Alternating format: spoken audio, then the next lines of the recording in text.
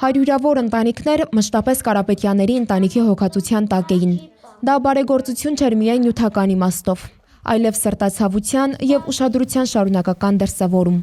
2018 թվականին հերթական անգամ այդ հոգատարությունը վերածվեց մեծ, ուրախ ու հուզիչ միջոցառման նվիրված բազմազավակ ընտանիքներին։ 3 ավտոմեքենա էր խաղարկվում։ Նարինեն Վերայի հետ տուն վերադարձավ մեքենայի բանալիներով։